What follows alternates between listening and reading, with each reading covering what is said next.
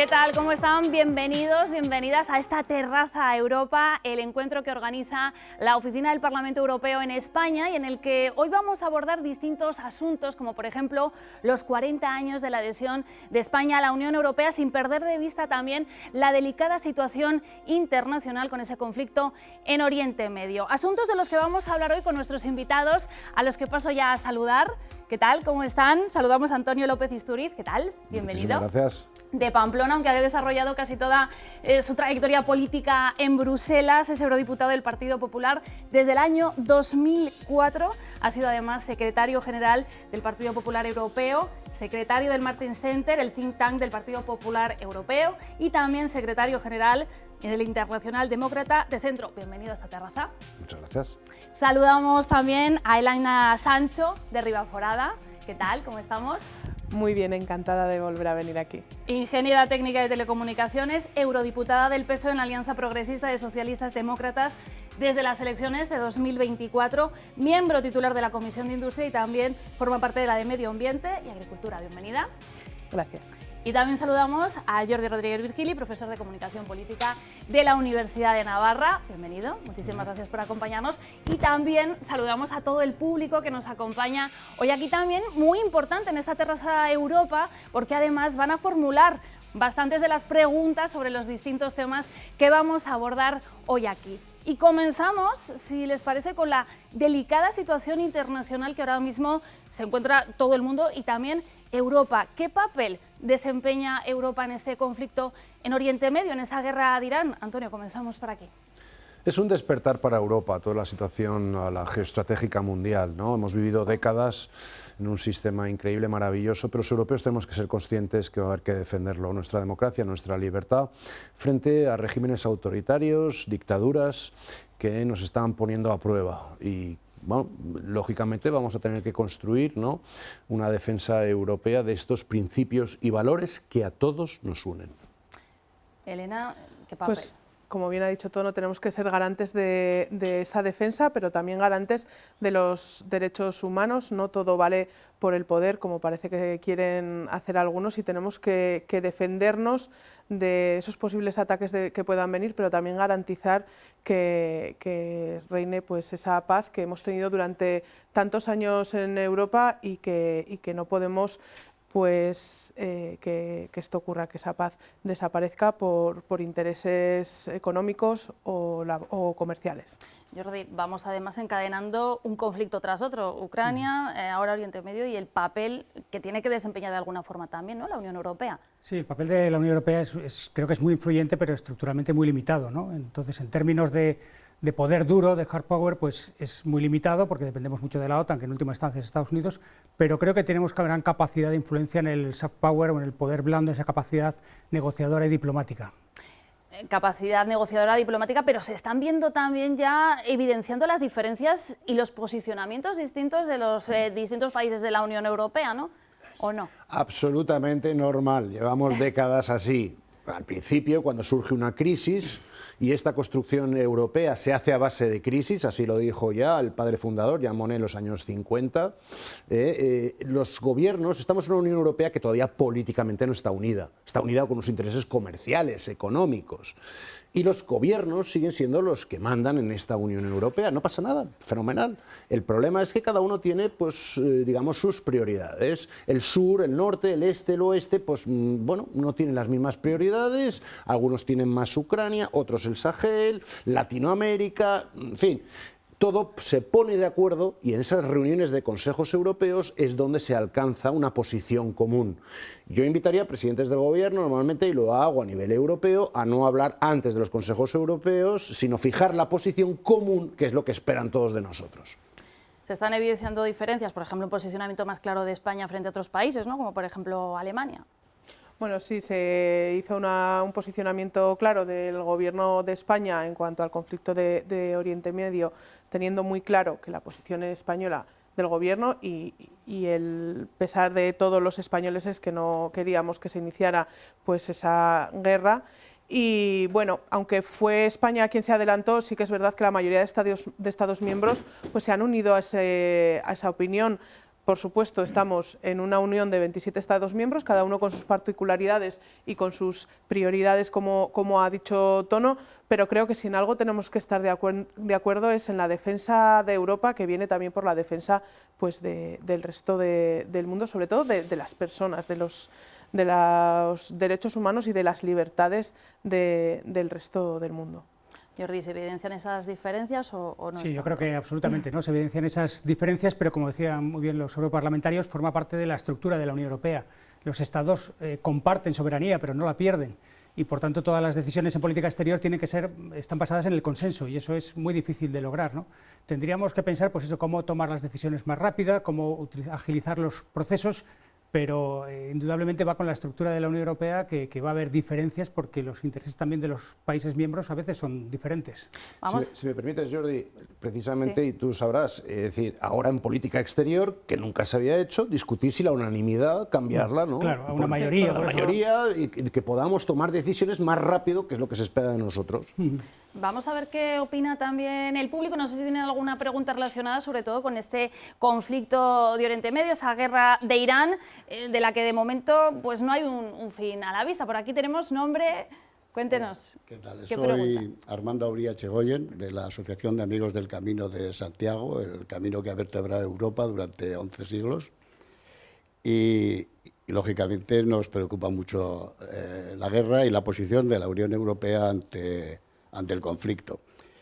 Yo creo, lógicamente no tengo tanta información como los ponentes, yo creo que la posición de la Unión Europea es muy dispar por países y también muy indefinida. Y esa indefinición yo creo que está provocando que la escasa influencia que Europa tenía en el nuevo orden mundial se esté debilitando aún más. La pregunta que lanza Armando, respuestas No por somos aquí. una potencia militar, porque durante décadas hemos vivido bajo el paraguas norteamericano, admitámoslo, y eso está cambiando, y ahora vamos a tener que invertir precisamente en esas cuestiones, ¿no? En el interín, lo que sí somos es una potencia económica, la segunda del mundo, que nos olvidamos muchas veces. Nuestro euro se cambia por todo el mundo. Aprovechemos esas circunstancias, tenemos los artículos, tenemos las sanciones, la Unión Europea puede ser actor. No estamos acostumbrados. Hemos vivido 80 años en un periodo interno de paz que queremos defender y continuar. No solo algún presidente del gobierno, sino millones de europeos queremos mantener esa situación después de siglos de habernos matado. Por fin hemos tenido un siglo tranquilo. Lo queremos mantener, ¿no? Y en eso yo creo que nos une a todos, indudablemente. Y otra cosa que queremos también, ya que no somos una potencia militar ni queremos serlo, sí que queremos tener una cierta defensa para poder seguir viviendo pues en tranquilidad y en confianza, sí que podemos hacer que esos intereses de otros países nos puedan afectar menos, con la soberanía, con la competitividad, que es lo que se está trabajando ahora. Somos una potencia económica, Europa y la Unión Europea es una potencia industrial muy fuerte y tenemos que trabajar y tenemos que también ponernos de acuerdo en esa parte de la defensa, que es la defensa de nuestros datos y la defensa de nuestros empleos, de nuestros trabajos y de hacernos más fuertes ante esas injerencias que puedan venir de terceros países, como puede ser la energía, como está haciendo, por ejemplo, el Gobierno de España con la nueva bajada de impuestos que ya se ve a día de hoy en cualquiera de los bolsillos de cualquier ciudadano. Pues eso también tenemos que hacer ese trabajo de agilidad para que el ciudadano europeo pues, se vea también beneficiado. Jordi, algo que apuntar a la pregunta que nos Sí, formulaba yo intentaría Armando. hacer de la necesidad virtud, ¿no? Ya que decíamos que esa indefinición, como decías, viene parte de la estructura, pues hacer que convertirla en una cierta ambigüedad estratégica y que nos permita esa capacidad de negociación con los distintos actores, ¿no? Y por tanto sacarle ventaja a la capacidad de no tener esas posturas quizá más cerradas o más firmes y más alineadas, ¿no? Y tener esa capacidad de negociación y sacarle partido a también lo que la Unión Europea no deja de ser, que es una una potencia normativa, ¿no? Y en defensa de la norma, del Estado de Derecho, de los valores y de los derechos humanos. Hemos visto también cómo, por ejemplo, esta guerra en Irán tiene consecuencias también económicas. Lo hemos visto, por ejemplo, con la subida del precio del petróleo, con las medidas que se han aplicado ya, pero esto ya se nota también en la inflación, en los precios.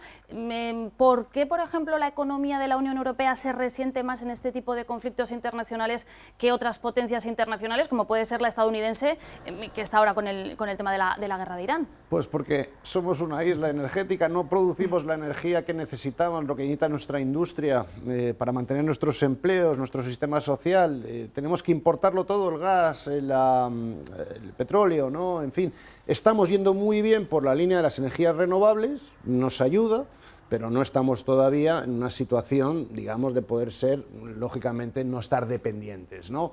Y eso hace que, claro, lógicamente lo que pasa en el Estrecho de Ormuz, no se puede quedarse uno ciego ante esa realidad. Ojo, la Comisión Europea acaba de avisar de que continuar esta guerra, en invierno puede haber cortes energéticos por toda Europa. En fin, la distribución energética, los alemanes intentaron hacer de hub de todo el gas ruso, aquello se demostró un error. Por cierto, ahora la energía nuclear, no lo digo yo, está aprobado, ahora resulta que es una energía verde, bienvenido sea. Limpia, eso. Porque no Pero bueno, emite CO2. el problema es que, claro, hay muchísimas centrales nucleares por toda Europa y en España, pues en fin, la situación es un poco diversa, ¿no? En fin, tenemos que vencer esto y poder seguir aportando. Mientras sigamos siendo potentes económicamente, podremos marcar la diferencia con nuestros principios y valores, de los que hemos hablado. Elena. Yo creo que esto pasa precisamente porque estas guerras y estas invasiones se hacen para tener más poder de un tipo o de otro. Estados Unidos tener más poder en cuanto a ese gas, a ese poder de materia prima, de que tengan que depender cada vez más estados o más núcleos de su país. Y Israel, que no olvidemos que es, junto a quien ha iniciado el ataque, pues un poder territorial, un poder geográfico de poder avanzar, pues una guerra más cinética como ha sido siempre. Entonces lo que debemos hacer, por supuesto, es eso, como hemos hablado antes, ser más independientes. Es verdad que en Bruselas y la Comisión Europea, de hecho Úrsula es en lo que se centró única y exclusivamente en el debate del conflicto de Oriente Medio, es en la energía, que es un tema muy importante, porque es verdad que podemos tener cortes severos. Es verdad que España también no se verá tanto afectado por ese uso de las renovables. Y en cuanto a la energía nuclear, es un mix que en España existe, que en España está el porcentaje que en su día las propias empresas nucleares decidieron mantenerse, o sea, no fue algo impuesto por alguien más allá de las propias nucleares, y que pues es un factor en juego, pero no olvidemos que la energía verde y la energía que nos da el ambiente es las renovables, solar, eólica, y luego vendrá pues hidrógeno verde, también se está trabajando, tenemos biomasas, hay muchas, que es una de las patas de esa soberanía que podemos tener para vivir mejor y para no depender tanto de esos poderes que se buscan también, en este caso a partir de conflictos armados. Jordi, ¿coincides? Sí, absolutamente no. O sea, no hay, por así decir, no hay proximidad geográfica, pero la dependencia estratégica, fundamentalmente del petróleo y del gas, hace que los costes de producción de todo lo que producimos aumenten. Eso lleva a la inflación y eso también. Y luego un escenario de incertidumbre o incluso de inseguridad, pues también retrae las inversiones y acaba afectando directamente y de forma seria a la economía europea también. Sobre este asunto vamos a preguntar al público, no sé si tienen algún tipo de pregunta, por aquí veo el micrófono. Soy Laura, soy estudiante de Derecho en la UNED y mi pregunta es, según ustedes, ¿qué podría hacer la Unión Europea o Europa para no depender tanto energéticamente de otros países? Un poco al hilo de lo que estábamos comentando, por aquí. Elena, tú estabas... Elena estaba con el tema de las energías renovables, energías limpias. Pues potenciar la energía que tenemos en la Unión Europea, poder utilizar todo tipo de energías, todos los países miembros de la Unión Europea. No podemos ser una isla, como hemos hablado antes, tenemos que tener esa visión de unión realmente de los 27 Estados miembros y todo ese mix energético que tengamos, que dispongamos, utilizarlo no solo en nuestras casas, sino también en nuestros coches, en nuestras industrias, en nuestro día a día. Y eso pasa pues por ponernos de acuerdo y por ser ágiles para que no nos cojan, porque la otra opción, no nos olvidemos que ya están un poco levantando la mano a ver si tocamos la puerta, es Rusia. Podemos depender de Estados Unidos o podemos depender de Rusia, y ahora mismo lo que queremos es no tener que depender de ninguno de los dos o de otros agentes implicados, sino ser capaces nosotros de abastecernos con nuestras propias energías. Y por supuesto, si son mejores para el medio ambiente y la obtención es más limpia, mucho mejor, pero ya no un caso de medio ambiente, sino un caso de soberanía y de independencia. Tendremos que elegir en algún momento dado, y a mí me gustaría no depender ni de Rusia, ni de China, ni de Irán. Lo dejo claro. Por razones obvias. Son dictaduras, algunas teocráticas, otras ideológicas, otras de oportunismo, frente a países que, bueno, pues tienen presidentes que cambian. Veremos, hay unas líneas que no nos gustan, otros que sí, yo qué sé, Veremos en fin, ahora comparar un poquito Estados Unidos, Israel y todo esto, democracias, que sus gobiernos no nos pueden gustar. A mí hay gobiernos europeos que no me gustan y sin embargo, pues como demócrata, pues oye, pues tengo que aceptar, ¿no? También pasa en estos países. Lo que no puedo cuestionar es el gobierno de Rusia, o el de China, o el de Irán. Preferiría no depender energéticamente de estos países. Energías renovables, estamos en el proceso, no vamos a ir en bicicleta como se nos decía en el 2030, esto requiere un proceso de adaptación de nuestra industria, de todos nuestros sectores productivos, hay que darles también un margen para que se vayan adaptando y no sea un elemento disruptivo, sino al revés, la solución. Y mientras tanto, hacer alianzas estratégicas con países en el mundo que más se aproximen a nuestros ideales y principios y valores, mientras sorteamos esta tormenta, ¿no?, energética. Perdón, Sí, sí. muy breve. No vamos en bicicleta, pero vamos en coche eléctrico y es preocupante que muchos van en coche eléctrico chino. Es algo que también tenemos que cambiar. Yo he venido en coche eléctrico, pero Coche eléctrico. que me ha costado aparcar aquí cerca, pero vamos, sí. Por eso, esa es otra de nuestras soberanías que tenemos que construir, que es la industrial, puede ser también la de datos, la de ciberseguridad. Hay mucho tipo de soberanía, no solo la energética. Y para no depender en este caso de China, por ejemplo, pues también tenemos que trabajar y ponernos de acuerdo en la mejor tecnología común. Puedo anunciar que mi coche no es chino, en rigurosa exclusiva. No, pues un poco lo mismo, ¿no? Para esa autonomía estratégica es un conjunto de cuestiones, ¿no? Pues ser capaz de generar nuestra propia energía, bien sea renovable, y ahí está el debate de las nucleares, ser más eficientes en el consumo, por tanto reducir el gasto energético y ser más eficiente, ir también a una cierta unidad energética, que ahora creo que eso es un campo que también podemos desarrollar más, porque sigue estando muy fragmentado, ¿no? Y que excedentes de unos países puedan beneficiar a otros. Es decir, creo que es un conjunto de políticas porque es necesario, lo estamos viendo, conseguir esa autonomía también energética. Lo decía Elena hace un momento, el tema, por ejemplo, del vehículo eléctrico que ha salido, y como oportunidades que comentaba también antes Jordi, yo no sé si esta situación, con los precios disparados del petróleo, puede beneficiar o no a la industria y a esa transformación del vehículo eléctrico. No, digamos las cosas reales. Mira, la semana pasada era el 50 aniversario del Partido Popular Europeo, que se creó en el 1976. Y yo recordaba, y lo hacían expresidentes de la Comisión, como Jean-Claude Juncker o José Manuel Durão Barroso, estas crisis, perdón, este no es el fin del mundo. En el año 76, cuando se crea el Partido Popular Europeo, había una crisis energética 1000 veces mayor que esta. Y salimos de aquello y sin tener Unión Europea. Creo que ahora tenemos los elementos reforzados. Es que es importante este mensaje, que lo escuchen los oyentes. Es decir, vamos a salir de esta. Hay que reformar, hay que cambiar muchos aspectos, ¿no?, de nuestra lógica energética, de política exterior. Bueno, pero creo que la Unión Europea ha demostrado que es muy capaz de avanzar y de cambiar sus sistemas para poder adaptarse a esta realidad cambiante fuera, ¿no? A mí me preocupa mucho, en las pasadas elecciones europeas, hace 2 años, la pregunta que yo más recibía por parte de la gente era si va a haber tercera guerra mundial. No podemos seguir contribuyendo a ello, tampoco con falsas esperanzas, sino con soluciones realistas. No vamos a dejar de salir de esta crisis como han salido de esta otra, sino sería un fallo garrafal a nivel europeo y tenemos los medios suficientes y la experiencia también para salir de esta crisis, como se ha salido de muchas otras. Pero no sé si vas por ahí el sentido de tu pregunta, si el sentir de la gente o gente que igual era un poco escéptica con algún tipo de energías por ser más nuevas o algún tipo de tecnología como puede ser el vehículo, yo creo que esto sí que le puede hacer ver, ya abajo a nivel calle, Sí, que de que mi vecino pues se puso hace 2 años placas solares y a mí me ha subido el precio de la luz no sé cuánto, no te voy a dar un número porque no lo sé, y a mi vecino está pagando 6 euros al mes, ostras, pues ahora que a mí me han subido, igual me interesa poner, y ahí está la Unión Europea para darte subvención para poder ponerte esas placas.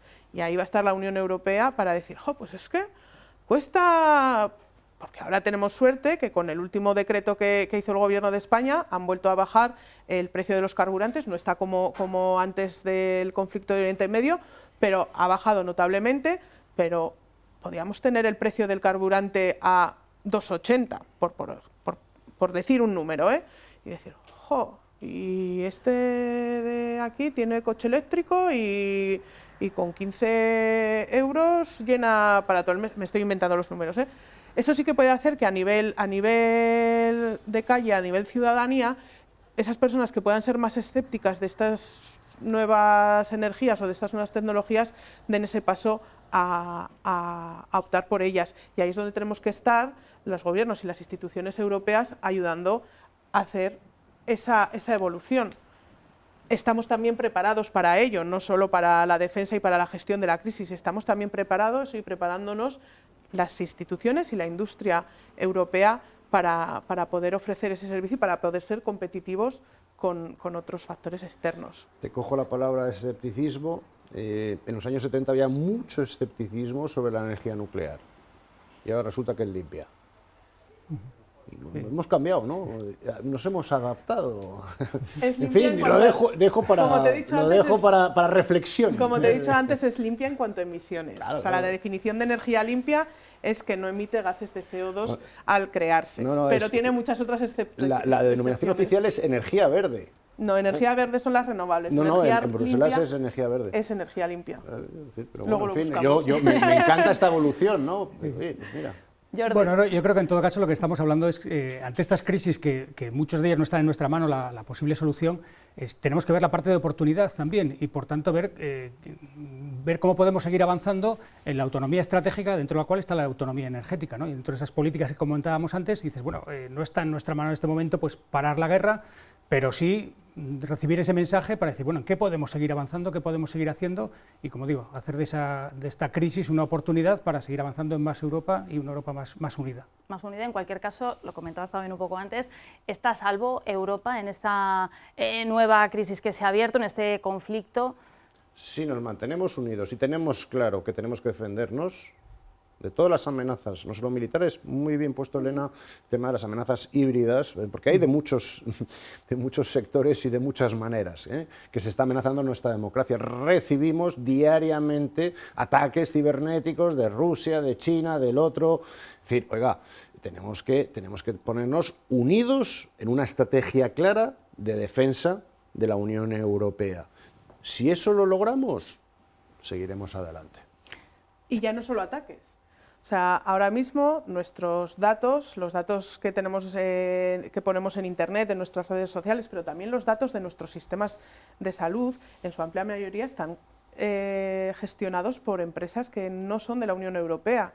También tenemos que trabajar porque esos datos tengan una protección, que lo estamos haciendo, y tenemos un sistema que nos defiende de esos ataques o de esas posibles filtraciones para protegernos, pero Europa está a salvo y está trabajando en esa defensa que igual se había, si no dejado, minimizado, porque es verdad que vivimos una larga época sin ningún conflicto dentro de nuestra Unión, que lo que vamos a hacer es evitar que esos conflictos pasen. O sea, no es una defensa para cuando vengan a atacarnos, no. Nuestra prioridad es seguir evolucionando, seguir trabajando y mejorando nuestra vida en paz. Y la defensa es para evitar esos conflictos. Pero sí, podemos estar tranquilos y podemos confiar en las instituciones europeas que están trabajando por nuestra seguridad. Con este panorama tan inestable, ¿podemos estar tranquilos o no, Jordi? Bueno, Un poco. yo creo que sí, pero eso, como muy bien decía Antonio, hay que levantar la mirada, ¿no? Y tener una visión global, ¿no? Es verdad que con nuestras diferencias que hemos reseñado desde el principio, la Unión Europea tiene que seguir permanecer unida y saber cuáles son esos principios, esos valores que defienden, ¿no? La defensa de la democracia, del Estado de Derecho, de la salida negociada a los conflictos, de la multilateralidad. Es decir, la Unión Europea tiene que ser muy consciente de qué es lo que defiende, porque el entorno vemos que es cada vez más inestable, cambiante, y que estamos yendo a un nuevo orden político que ya no está basado en reglas, sino en poder, en capacidades militares, y no podemos dejar de ser quienes somos, ¿no? Y en ese sentido, como decíamos, levantar la mirada y ver las alternativas, y las alternativas no son mejores de lo que tiene la Unión Europea. ¿Esa esencia de la Unión Europea? Si puedo una precisión nada más, es decir, totalmente de acuerdo, y a ver si los ciudadanos europeos actuamos con un poquito de lo que nos gusta mucho hablar y practicamos poco: solidaridad. Miles de personas mueren en Irán, mujeres perseguidas por defender la libertad y la democracia en su país, en Rusia atacando a los ucranianos, es nuestra línea de defensa. Es decir, oiga, practiquemos también un poquito de solidaridad, y así nos damos cuenta de que hay millones de personas que quieren vivir como vivimos nosotros. Que a veces cuando estamos aquí dentro no nos acordamos, y de que todo esto es una Unión Europea, es un desastre, no sé qué, tal igual. Es decir, oiga, mire, aquí hay millones de personas que se quieren venir a vivir aquí, por algo será. Dejemos también que nuestro sistema pueda ayudar a que esas gentes puedan vivir como vivimos nosotros. También se trata de eso. También son los primeros que tenemos que tomar cartas, somos los propios diputados, porque ayer, por ejemplo, se votó el empezar diálogos o negociaciones para traer un ICE europeo, que es el famoso acto de retorno, y salió por muy poquitos votos a favor, pero salió adelante el iniciar esas negociaciones, y vimos diputados de la extrema derecha aplaudiendo, levantándose, entre ellos los españoles, y es pues un poco contrarresta con esa imagen de solidaridad y de defensa de los derechos humanos que es la Unión Europea. Entonces, perdón que me haya ido un poco del tema, pero somos los primeros nosotros los que tenemos que tener muy en la cabeza y estar muy seguros que el principal derecho fundamental es la Carta de Derechos Humanos, y que a veces nos tenemos que recordar nosotros mismos que somos los primeros que tenemos que seguirla. Antes de terminar este bloque, hay que recordar también, estamos hablando mucho del conflicto ahora mismo en Oriente Medio, en esa guerra de Irán, pero claro, es que está también ese otro conflicto abierto, esa guerra en Ucrania. ¿Europa se ha olvidado de este conflicto o no? Muy bien traído, efectivamente. Putin está encantado, porque ahora se habla constantemente de Oriente Medio y se está pasando página y olvidando lo que ocurre en Ucrania. Donde vuelvo a insistir, como lo he hecho antes, es la primera línea de defensa. Están defendiendo nuestro sistema. Yo me enorgullezco mucho de la población española, que ha mantenido, y todos los grupos políticos, si no recuerdo mal, apoyo a los ucranianos, ¿no? Con la distancia que hay hasta Ucrania. Es una realidad que a lo mejor a nosotros se nos escapa, ¿no? Sin embargo, ha habido un apoyo total, y yo lo pregono constantemente por otros países que donde hay un debate, digamos, más encendido sobre esta materia, como España está siendo sí solidaria en esa defensa. Sí, como hemos dicho antes, pues, y como bien dice Tono, Putin está esperando esa respuesta de decir, bueno, ahora que ya no se habla tanto de mí, que se olviden. Pero yo creo que no, ni España ni la Unión Europea en general se olvida de que sigue habiendo, de que la invasión que hizo Rusia a Ucrania hace 4 años sigue vigente, siguen matando gente, siguen bombardeando Ucrania. Y bueno, hace poco tuvimos también el acto de ese 4º aniversario con Zelensky allí en el Parlamento, y tenemos que tener muy claro que sigue estando ese conflicto abierto y que tenemos que ser totalmente opuestos a mantener o a reabrir algún tipo de relaciones con Rusia mientras esto siga así. Yo espero que nuestros dirigentes y representantes no, pero es evidente que desde el punto de vista comunicativo estamos en la economía de la atención, nuestra capacidad de atención y de los medios es limitada, y el foco ahora está puesto en Oriente Medio, ¿no? Entonces esperemos que nuestros representantes y dirigentes sigan muy atentos y muy pendientes de lo que está pasando en nuestra frontera, que es Ucrania, aunque indudablemente ahora la atención de los medios de comunicación y también de los ciudadanos y pues lo tenemos más puestos en otros temas, pero no podemos olvidarnos de otras guerras tan importantes y que la tenemos en la frontera, como es la de Ucrania. Temas que además guerras que están muy relacionadas energéticamente, ¿no? También, yo no sé si la Unión Europea tiene que tomar, por ejemplo, alguna decisión conjunta sobre medidas, brevemente, antes de irnos a publicidad. Siempre unidos. A las 6 de la mañana, que es cuando se toman estas decisiones en los consejos europeos, que cuando ya no puede nadie más, pero que al final se unen. Yo me acuerdo, citaba antes, yo fui 20 años secretario general del Partido Popular Europeo. Mi peor pesadilla era cuando llegaban los congresos a hacer un programa para 72 partidos de 27 Estados miembros. Poner de acuerdo a todos era mi peor dolor de cabeza. Al final siempre lo alcanzamos. Al final, y es el sistema más seguro y más serio, porque se tiene en cuenta tantas opiniones tan distintas, las políticas de Finlandia, las de Suecia, las de España, las de Eslovenia, todo eso, al final, es uno de los mejores ejemplos de una democracia funcional, pese a que a veces no lo creamos desde dentro. Elena. Sí, precisamente lo que iba a decir es que todo se tiene que tomar con un consenso y con una unidad. Muchas veces eso que parece que Europa va muy despacio, pero es para esa seguridad de tener esas amplias mayorías que aseguren que Europa o la Unión Europea funciona como esa potencia única, unida y fuerte, que podemos hacer frente pues, a otros factores externos. Tiene que ser siempre unidos. Pues absolutamente de acuerdo, ¿no? La Unión Europea es unión y nuestra fuerza parte de la unión, ¿no? Y de tomar esas decisiones compartidas, consensuadas, pero hay que tomar decisiones. Hay que tomar decisiones. Nosotros, de momento, lo que vamos a hacer ahora es una pausa, pero enseguida volvemos en esta Terraza Europa. No se vayan.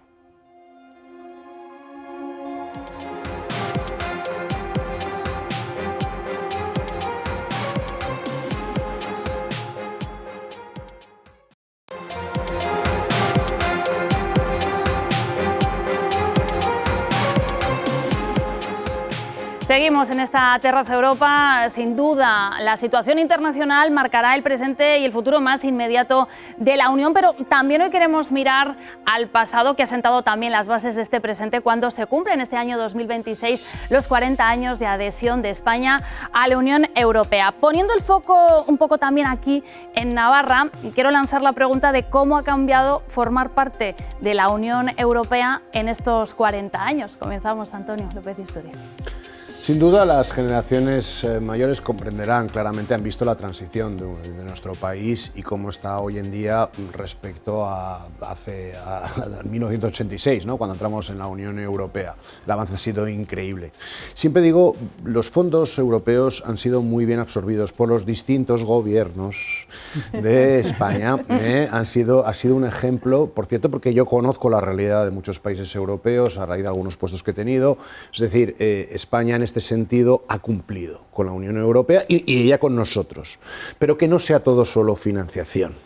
Es también la oportunidad para nuestros jóvenes que durante toda esta temporada han podido viajar. Creo que yo he escuchado esta mañana 200.000, ¿no? Españoles jóvenes que han podido ya intercambiar, ¿no? Con otras nacionalidades, descubrir que los suecos no son todos vikingos, que no sé qué, que los franceses no son tan malos como los pintan. En fin, estas pequeñas cuestiones que hacen que al final nuestro espíritu europeo vaya por fin forjando una generación que no solo viva la prosperidad económica, no, sino también de los ideales de esta Unión Europea.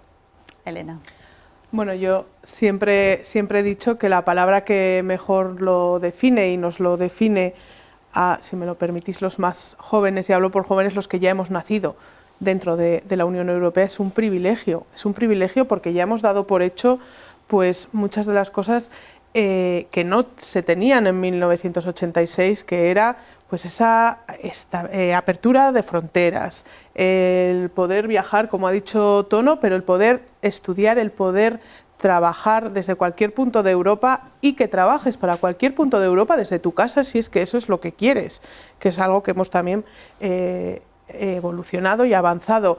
Pero también el tener una estabilidad económica con esa moneda que dice Tono, que gracias a la Unión Europea somos capaces que nuestra moneda sea aceptada en todo el mundo, también infraestructuras y también pues esos derechos que hemos ido adquiriendo que han sido mucho más fácil gracias a esa entrada en la Unión Europea, y ya hemos evolucionado tanto. Yo creo que esto viene de base desde ese primer gobierno que hubo ya en democracia. Tenía muy claro, con todos los grupos políticos que existían y que algunos pues siguen existiendo a día de hoy, muy claro que España tenía que estar en Europa, y esa vocación europeísta y esa creencia europeísta se mantiene a día de hoy, y hemos llegado a evolucionar hasta el punto en el que no solo nosotros nos beneficiamos de Europa, sino que ya somos ejemplo y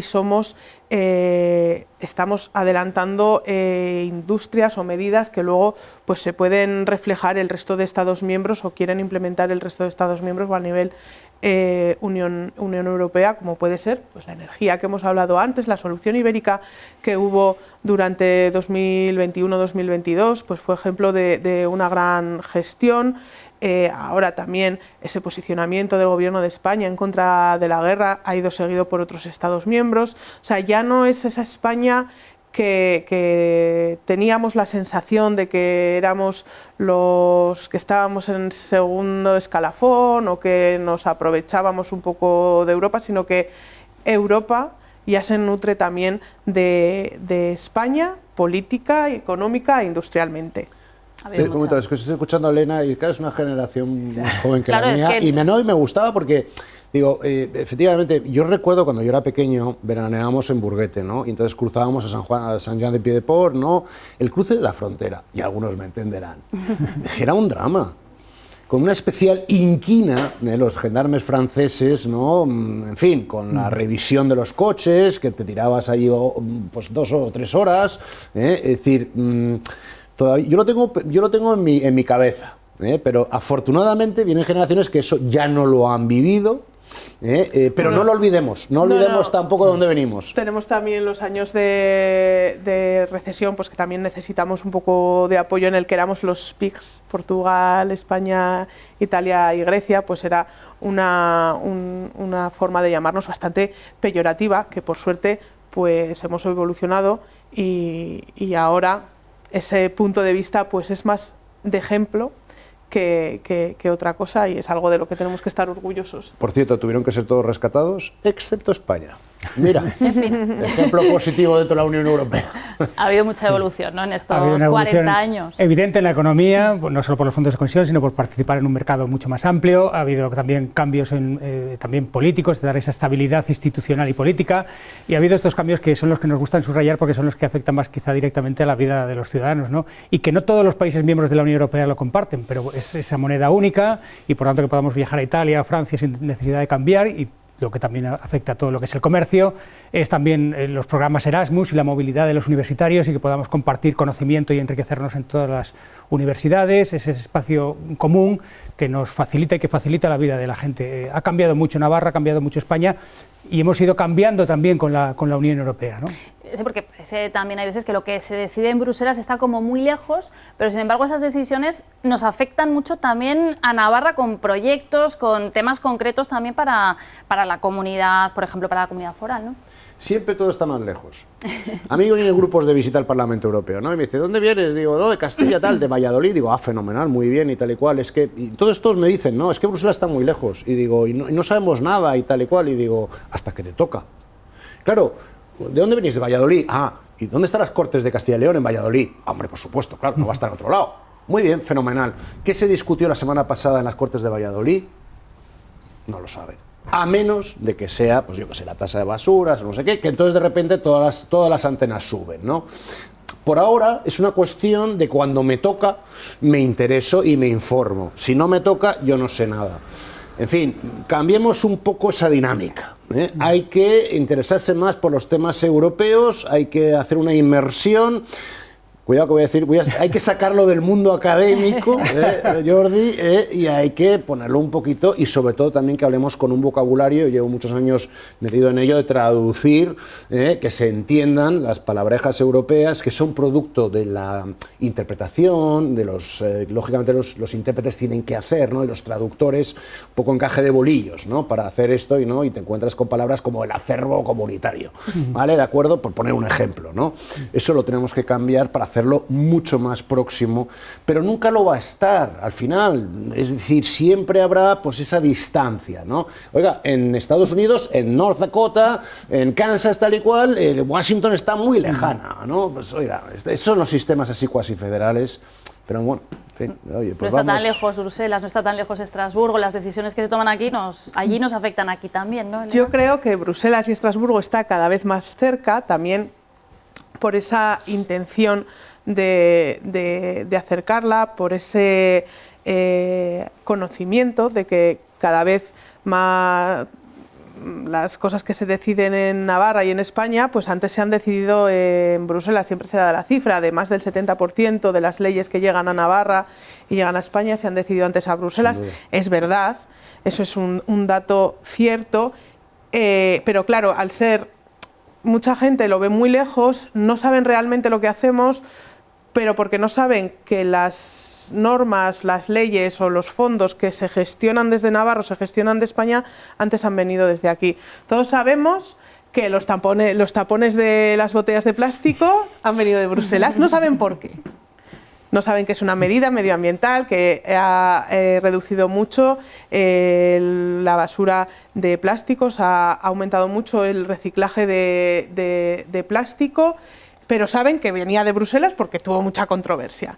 Pero no saben que en la puerta de su casa tienen conexión 5G por una buena gestión española y navarra de una ley que se ha hecho en Bruselas, que dice que para tal año todos los puntos de todos los Estados miembros tienen que tener acceso a conectividad 5G.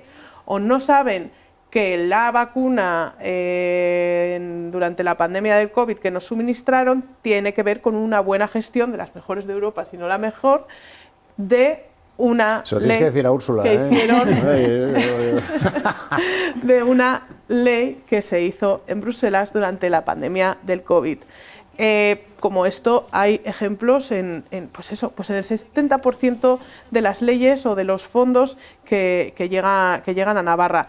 Y como ha dicho Tono, es una cosa muy importante que creo también que está cambiando, porque yo veo pues en mis sobrinas o en colegios que visito ahora, que dentro de esa formación académica ya empiezan a hablarles sobre las instituciones europeas, ya conocen lo que es, hay movimientos estudiantiles también que se centran en esas instituciones y en esas políticas europeas, y eso hace que se acerque mucho más Bruselas y Europa a la gente, y es muy necesario y es muy bueno que esto sea así. Jordi, hay que hacer más pedagogía, hay que acercar más Europa. Siempre, toda comunicación hay que comunicar, comunicar y comunicar y hacer pedagogía, ¿no?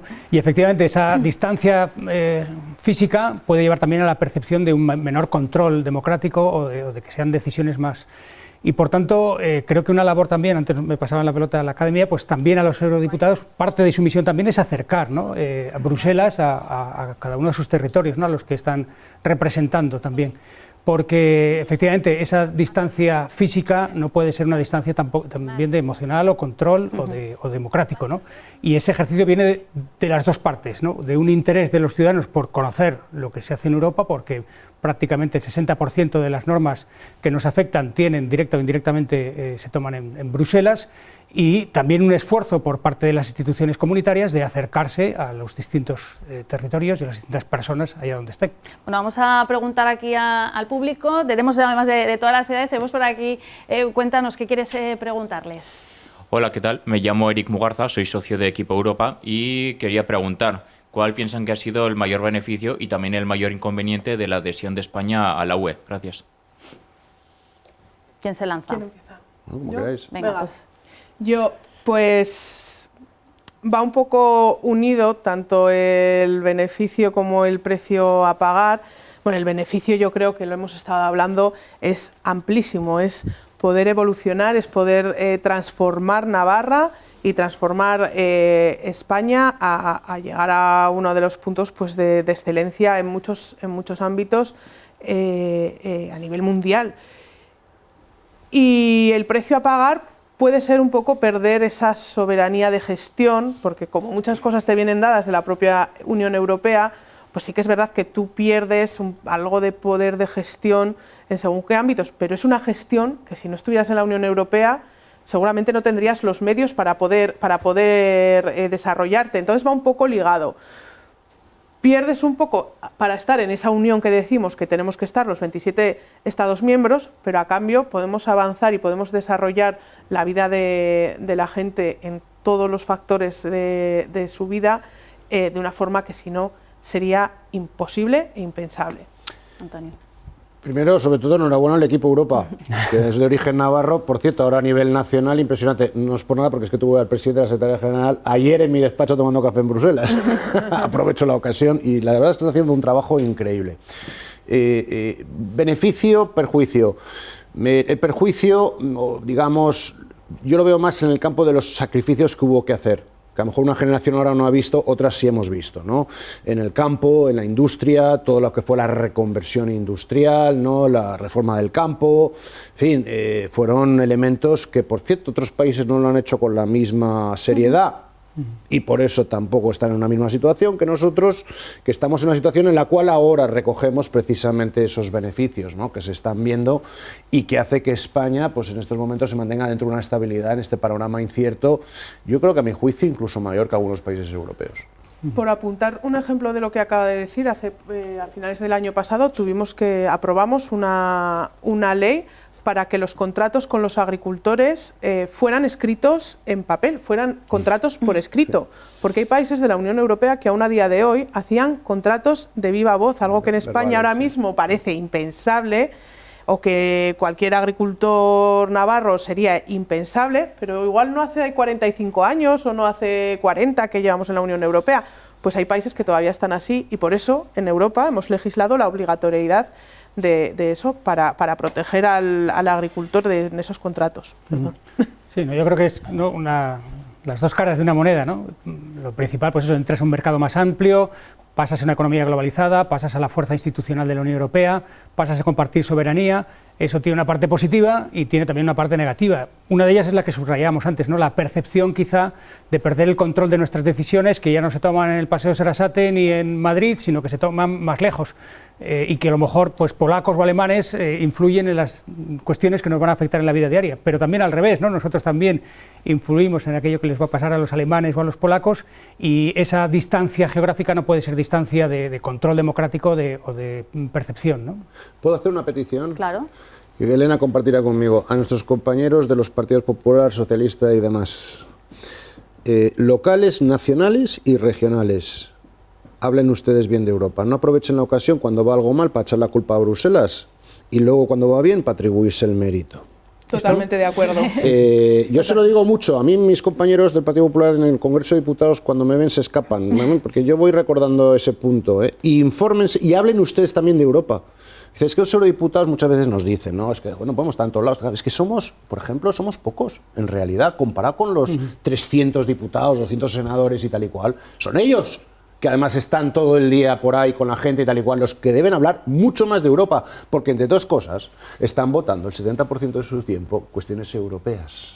Claro, nosotros estamos aquí y yo intento estar el máximo tiempo posible, pero al final mi trabajo es en Bruselas, es en Estrasburgo. Además, pues en las regiones periféricas pues tenemos también el tiempo de transporte que no es poco, pero sí que hay que hacer pedagogía. Nosotros en el Partido Socialista desde hace ya mucho tiempo es un partido ampliamente europeísta y hablo en el caso de España, sí, no me cabe duda, hablo en el caso de España, pero sí que es verdad que nunca está de más el pedir sacar ese orgullo europeo y llevar Europa a todas las regiones, a todas las ciudades y a todos los pueblos de todos los Estados miembros de la Unión Europea. Absolutamente, yo creo que es una línea comunicativa que está muy bien subrayada porque cuando hablábamos de que la Unión Europea antes ha sido aspiracional para los españoles, y ahora no, quizá no lo es tanto. Una de ellas es por eso, uno, porque la retórica o la comunicación es cuando conseguimos algo de Europa, qué bien lo hemos hecho, y te vienes con los méritos, y cuando hay problemas o vienen, no, es que desde Europa nos imponen, ¿no? Es Europa como excusa. Entonces yo creo que lo que ha dicho Antonio me parece muy, muy importante, al igual también que diferenciar luego en los debates o en las elecciones los temas que son de cada ámbito, ¿no? Y cuando llegan las elecciones europeas, hablar de los temas que sean europeos y no aprovechar las elecciones europeas para hablar de temas nacionales o locales. Yo sé, cuando hay una tele que se interesa por Europa, como de Navarra, me consta porque vienen mucho a Bruselas, hay que aprovechar. En Navarra Televisión intentamos estar siempre muy presentes en Bruselas. Y con Navarra Televisión da gusto porque estamos en contacto directo y se interesan mucho por todos los temas europeos y es de agradecer. Vamos a ver que hay más preguntas aquí entre nuestro público, muy joven por aquí también, cuando quieras. Hola, me llamo Yanaina García, soy estudiante de Magisterio Internacional en la Universidad Pública de Navarra y socia de Equipo Europa también. Y bueno, saber en este 40 aniversario si podemos afirmar que España ha completado su transición de ser un Estado cohesionado por Europa, que se centraba en la recepción de fondos, a ser un Estado que cohesiona a Europa en el diseño, como motor proactivo de los diseños de las políticas de autonomía estratégica y de energía. Un poco el cambio, si ha habido ese cambio de función en... Yo creo que sí, ¿no? Sí. Sí. Yo creo que sí, sin duda. Sí. Sin duda. Hombre, todavía había un poco, diría, ese espíritu de que lluevan los millones, ¿no? De los fondos europeos. Y luego, oiga, y cuando son las responsabilidades, no hay tanta solidaridad. ¿De acuerdo? Cuidado con eso. Pero yo lo veo que eso está cambiando. Eso pasa en España y en el resto de países sí, miembros. Sí, no es un mal único. Un halago de ser españoles, eso pasa siempre. Y España, yo creo que está ya desde hace ya tiempo, ya los núcleos de decisión claramente prioritarios de la Unión Europea, vamos, en fin, es un actor fundamental. No solo por su tamaño, su población, los números, ¿no?, sino también ya por la estabilidad que la propia España ha contribuido, ¿no?, de la Unión Europea. Sí, yo creo que esa transición ha habido. Te preguntaría qué es un Estado, o qué entenderías por Estado cohesionador, pero bueno, de un Estado cohesionado, pues podemos proponer una fecha en el año 2000, ¿no? Hasta el año 2000 sí que recibíamos muchos fondos y que éramos cohesionados por Europa. Yo creo que en lo que llevamos de siglo, España aporta también, y sabiendo también, como acaban de decir, el peso que tiene, para lo bueno y para lo malo. Es decir, no podemos olvidarnos, y hay que ser realistas, el peso que tiene Alemania y Francia en la toma de decisiones siempre va a ser más fuerte, pero después ya está ahí España, Polonia, países de nuestro nivel, ¿no? Y yo creo que indudablemente podemos, por ponerle una fecha a ese cambio que comentas, pues ponerlo el cambio de siglo. Y por cierto, para influenciar hay que estar unidos, ¿eh? Sí, eso es. La unidad de España y de Europa están en conjunto. Se ha hecho esa transición, lo hemos hablado también, era una transición lógica que con el buen trabajo de España se podía llevar a cabo y se ha llevado, y ahora mismo España cuenta con mucho peso para decidir y con mucha representación en todas las instituciones europeas, no solo en el Parlamento, también en la Comisión Europea, en el Consejo tenemos pues nuestros líderes, pues en este caso los representantes españoles, se les toma mucho en consideración y aportan a la Unión Europea pues lo mismo o incluso más, seguro, que muchos Estados miembros. Yo creo que ha sido una transición fructífera. En estos 40 años, que lo apuntabas también un poquito antes, Elena, ha sido fundamental también la PAC. La llegada de la PAC, sobre todo en cómo ha aportado para desarrollar ese sector primario, el sector agrario. Ahora también está sobre la mesa qué es la futura PAC, ¿no? En ese nuevo presupuesto plurianual. ¿Habrá recortes, no habrá recortes como plantea la Comisión? Es algo que se debate mucho en el sector primario, que aquí también en Navarra puede afectar mucho. No sé cómo lo veis. Tenía la oportunidad esta mañana en la Cámara de Comercio de Navarra de decirlo, ¿no? Claramente, es decir, cuidado, en estos momentos Europa durante 80 años ha vivido y ha podido generar un sistema social único en el mundo que nos beneficia a todos, sanitario, en fin, lo conocemos, ¿no? Cuidado para mantenerlo y ahora pagando nuestra defensa, porque hasta la fecha durante 80 años no lo hemos hecho, lo hacían otros por nosotros.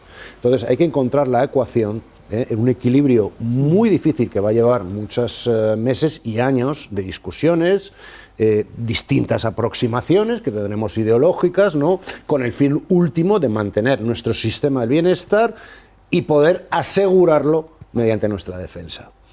Ecuación interesante, Sí, que habrá que... Es verdad que tenemos que hacer ese balance entre la nueva posición geopolítica que tenemos y la acción de Europa, pero lo que no puede ser es que se venda a los agricultores, que se venda al campo o que se venda las zonas rurales o que se vendan pues, las políticas para poder acceder a una vivienda pues, accesible realmente. La propuesta que hizo la Comisión de ese fondo único tiene un peligro, que es que desdibujas el objetivo de ese fondo. Es como una bolsa que ahí todo cabe, y ahí cualquiera puede coger, pero no es para nadie. O sea, es para todos y es para nadie a la vez. Entonces desdibujas un poco el propósito de esos fondos, y nosotros desde el Grupo de Socialistas y Demócratas lo que le pedimos, y esperemos que esté apoyado por el resto de grupos políticos, es que la PAC tenga su fondo propio con el presupuesto necesario para poder seguir trabajando en el campo, que al final son pues, los que nos van a dar de comer a todos, y los que nos han dado de comer. Yo que vengo de la Ribera, pues en la Ribera a la inmensa mayoría de familias nos ha dado de comer por trabajo y por ocio y por muchas causas. Entonces no podemos dejar que sean ellos, pero tampoco podemos dejar esos fondos de cohesión regional o esas políticas de vivienda para poder gestionar luego desde aquí. Son muchos factores los que entrarían en ese fondo único que correr el riesgo de desdibujar ese fondo, que es lo que vamos a intentar evitar, y esperemos que no pase. Sí, son los retos, ¿no? La política al final se establece prioridades, ese juego de equilibrios, ¿no?, entre libertad, seguridad, y en este juego de equilibrios pues también son las necesidades y en el momento en el que estás. Y es verdad que pues, ahora esa autonomía estratégica que decíamos, va a haber un mayor gasto en defensa, pero eso también, esa autonomía energética que hablábamos antes, pues también autonomía en los recursos agroalimentarios, ¿no? Y por tanto hay que cuidar muy bien también el campo, las zonas agrarias de toda España, ¿no?, o de toda Europa. Entonces hay que buscar ese juego de equilibrios que decían que no es fácil, pero este es el reto que tenemos. Pero se va a hacer, mira, el COVID no lo demostró. Cuando se cerraron las fronteras, por cierto, los Estados miembros cerraron las fronteras sin avisar unos a otros, demostró un fallo en el sistema, como pasa siempre con las crisis.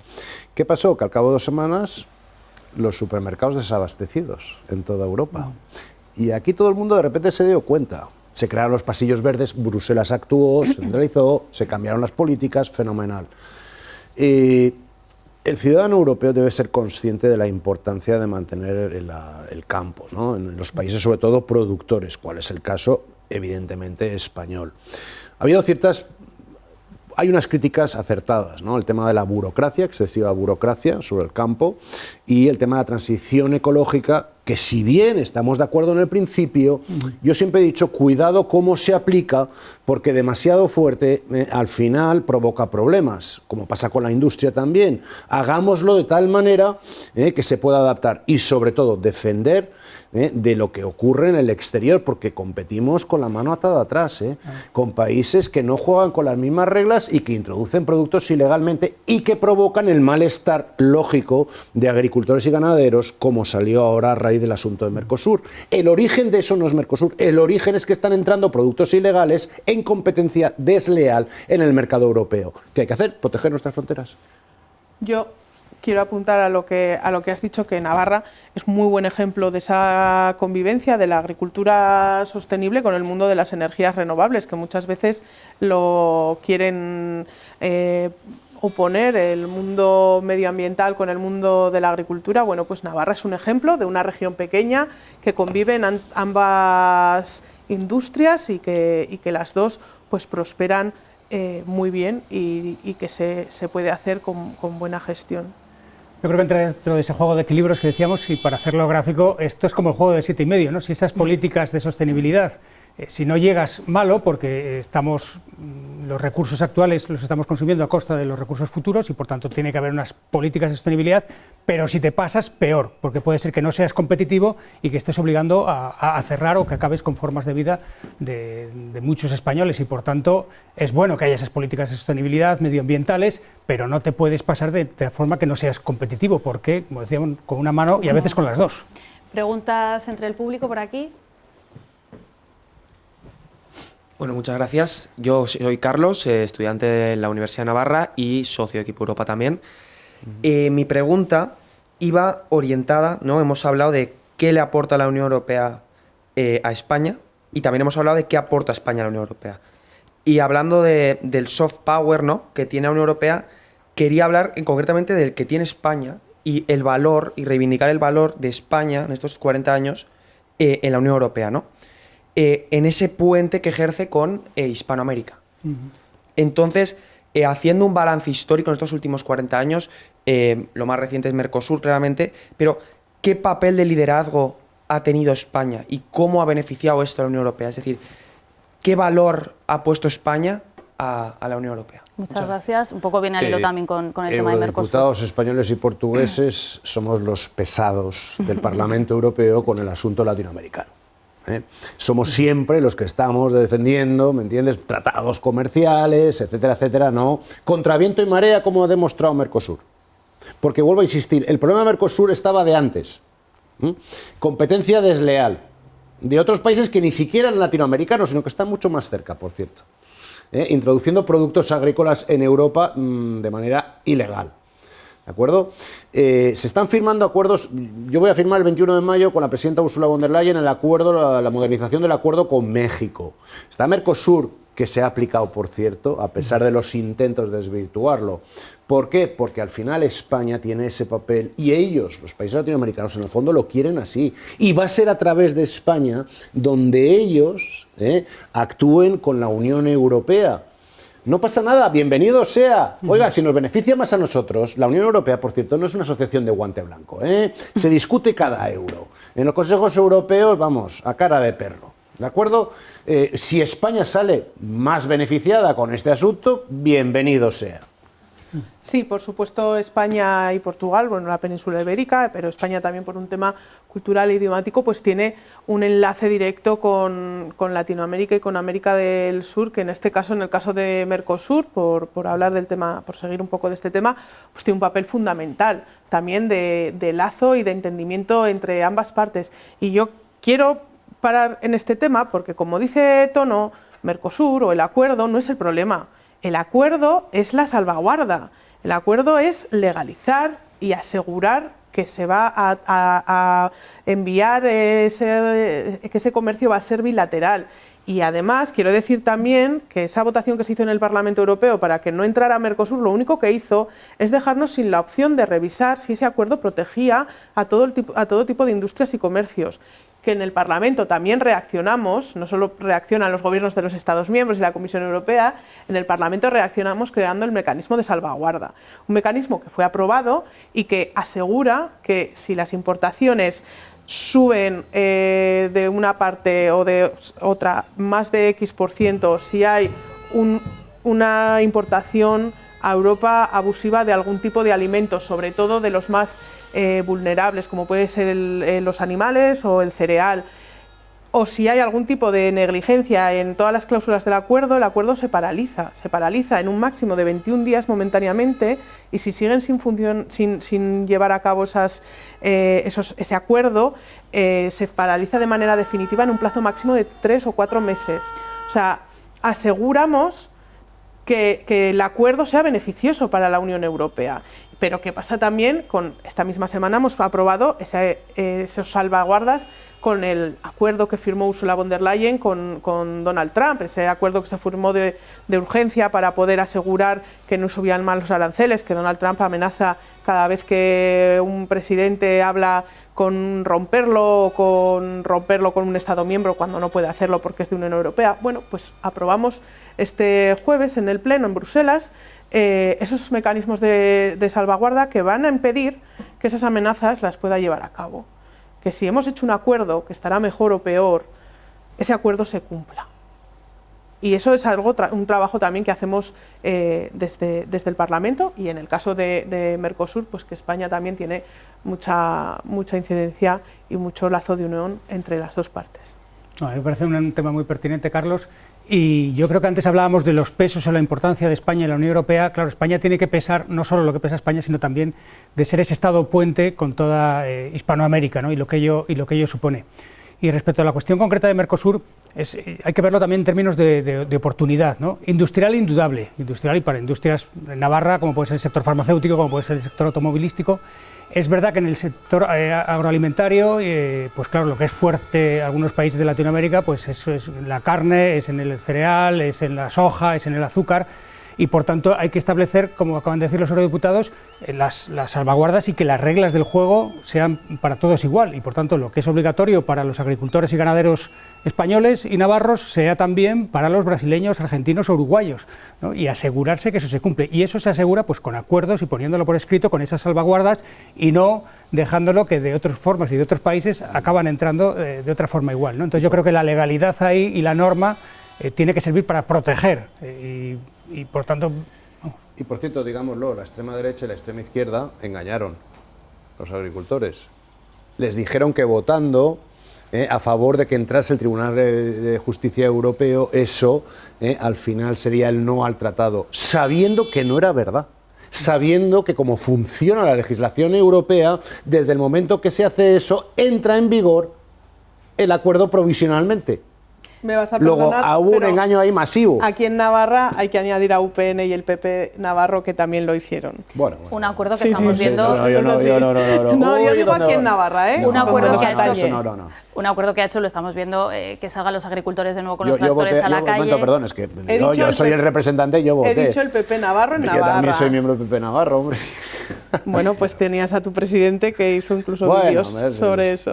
Bueno, dicho esto, acuerdos que han hecho que los agricultores, como estábamos viendo, saliesen de nuevo con los tractores a la calle, muy criticado también por agricultores y por ganaderos aquí en Navarra y en el resto de España y también de Europa. Sin duda.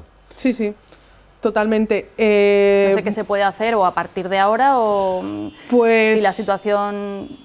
Yo me pongo a disposición, y así lo he hecho, con los agricultores que han pedido información sobre el caso. Yo me he reunido con varios agricultores y con sindicatos también de aquí de Navarra para explicarles pues en qué estado estaba este acuerdo de Mercosur, y por supuesto más adelante, cuando avancemos más en la próxima PAC, lo mismo. Me pongo a disposición de cualquier agricultor navarro que quiera más información, y lo hablaba con ellos. Incluso ellos mismos están de acuerdo que esas manifestaciones que se convocan con un propósito, pero luego llegan ciertos sectores que, quiero estar en lo correcto, en el caso de Bruselas no eran españoles ninguno de los que allí estaban, o al menos no estaban convocados por ningún sindicato español, que tuvieron que desalojar el Parlamento, pero los que estaban en Luxemburgo creo que no eran por Asaja, estaban en otra parte. Los que estaban en Luxemburgo, en la Plaza de Luxemburgo, que es ahí donde tenemos el Parlamento Europeo. Nosotros no estábamos, los diputados no estábamos, pero sí que estaban parte de nuestras oficinas, estaban funcionarios, tuvieron que desalojarlos por las increpaciones, porque estaban tirando cosas, estaban destrozando cristales. Eso al final desdibuja toda el sentido de cualquier manifestación que quieras hacer o todo lo que quieras conseguir. Y volver a recordar que el problema viene de lejos y no es Mercosur. El problema viene una excesiva regulación, la no defensa de actitudes ilegales, de comercios ilegales y tal y cual, ¿me entiendes? Hay que mejorar todos estos aspectos. Ahí entrarán todos en razón y dirán que estos acuerdos, que al fin y al cabo son los que regulan, los que ponen orden jurídico a todo esto, prosperen. Yo me pongo, por cierto, no digo que vayamos a ir juntos a explicárselo, pero vamos, yo estoy totalmente de acuerdo. Pues oye, pues que claro que sí, a cuando quieran y donde quieran. Yo creo que ahí estamos todos. Muy importante la comunicación. Antes hablábamos de la difusión o la pedagogía por parte de las instituciones a los ciudadanos, pero la comunicación también es la escucha. Entonces hay que escuchar cuáles son las preocupaciones, las demandas, las necesidades, en este caso de los agricultores y ganaderos, saber darles respuesta cuando las haya o saber paliarlas posibles problemas que puedan surgir, ¿no? Yo creo que esa comunicación, tanto en la pedagogía como en la escucha, es fundamental en una democracia. Bueno, pues vamos a ver si queda alguna otra pregunta entre el público, que ya estamos casi en tiempo de descuento. Por aquí parece que hay otra pregunta. Cuéntanos. Hola, buenas tardes. Muchas gracias. Soy Mariana Pérez, estudiante de Derecho y socia de Equipo Europa. Y de acuerdo con los acuerdos que hemos estado hablando, Mercosur, me gustaría saber cómo puede beneficiar el nuevo acuerdo que se ha firmado con Australia hace unos días, tras 8 años de negociaciones. ¿Qué beneficio puede traer esto para España y qué se espera que España o la Unión Europea traiga como beneficio? No sé qué van a decir los agricultores aquí, porque los que están quejándose son los australianos. Son ahora los que están levantados en armas contra el posible acuerdo con la Unión Europea. Fíjate tú. Claro, al final cualquier acuerdo blinda ese producto que vamos a exportar fuera.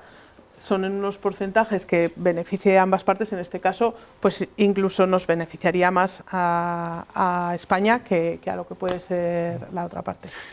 O a la Unión Europea. Yo creo que no somos, yo por lo menos no sé, Elena, expertos en Australia, ¿me entiendes? Y en qué beneficios puede haber en estos momentos, pero indudablemente es un mercado de millones que nos puede venir muy bien. ¿A qué tipo de empresa? Lo averiguaremos ahora, europea. ¿A quién le viene bien todo este asunto? Evidentemente, yo tengo la confianza, no ciega, pero tengo la confianza de que la Comisión Europea, que suele ser seria para estas cosas, indudablemente ha detectado un nicho importante de oportunidad para nuestro comercio. Sobre todo en este momento geopolítico que hemos hablado antes, que Tono decía, yo no quiero hacer negocios con tal. Bueno, pues no es... El tener soberanía no es encerrarnos en la burbuja de la Unión Europea y ya está, es en crear alianzas que nos vayan a beneficiar, por supuesto, respetando todas las bases que conforman la Unión Europea. Y este tipo de acuerdos lo que más nos beneficia es eso, es a poder ser soberanos sin depender de alguien que nos pueda cortar el suministro por otros temas diferentes al propio comercio o a la propia industria, que es en este caso pues el poder. Y complementando, favoreciendo que esos países no se vayan a otras órbitas que no nos gustan. Claro. Sí, que es lo por eso, vamos, sin conocer tampoco estrictamente el acuerdo con Australia, pero los principios son claros, que es llegar a acuerdos, ¿no? Que es llegar a alianzas con otros países, porque si no se pueden ir a otros sitios, y estamos en una economía cada vez más global, ¿no? Entonces, que esos sean unos acuerdos, que estén por escritos, que estén bien con la normativa, yo creo que es positivo. En todo acuerdo, como en todo, siempre va a haber unas cesiones, donde va a haber unas ganancias, y por tanto habrá que minimizar los posibles riesgos o pérdidas, pero esto es la vida misma.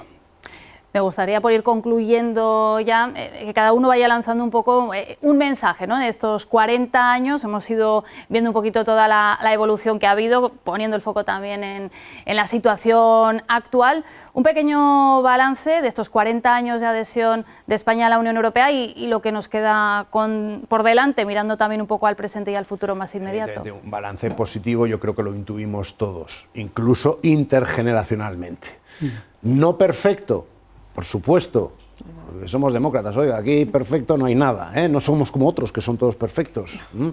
Es decir, y por supuesto vamos construyendo a base de casos, a base de crisis, vamos construyendo un proyecto en el cual al final de todo esto, yo no lo voy a ver, me gustaría, al final alguien anteponga el adjetivo europeo a la de su nacionalidad.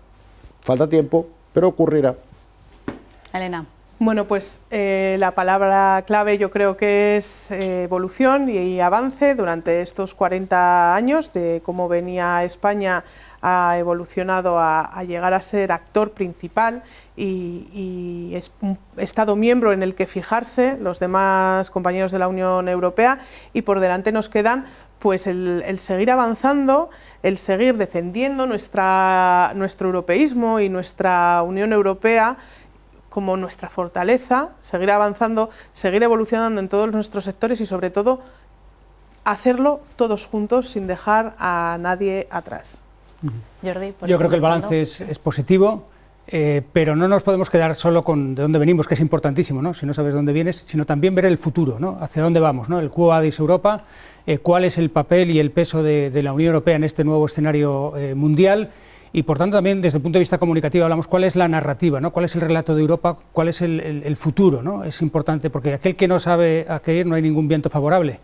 Y por tanto yo creo que el reto, que los hay y los hemos estado subrayando a lo largo del programa, sin olvidar que es una historia de éxito en el que hay que seguir trabajando y que los retos son mayúsculos y que eso se hace con la voluntad de unidad y sin olvidar siempre los valores y principios que defendemos. Bueno, pues nos quedamos con este mensaje. Hasta aquí esta Terraza de Europa. Muchísimas gracias por habernos acompañado, Antonio López Istúriz, eurodiputado del PP del Partido Popular Europeo. Muchísimas gracias por haber estado con nosotros en esta Terraza Europa. Elena Sancho, eurodiputada del PSOE en la Alianza Progresista de Socialistas y Demócratas. Muchísimas gracias. Y Jordi Rodríguez Virgili, también muchísimas gracias, profesor de Comunicación Política en la Universidad de Navarra, y muchas gracias también a todo el público que nos ha acompañado hoy también aquí, que ha ido formulando esas preguntas en esta Terraza Europa, un encuentro que organiza la Oficina del Parlamento Europeo en España. Nos queda más que despedirnos, así que hasta la próxima. Muchísimas gracias. Adiós.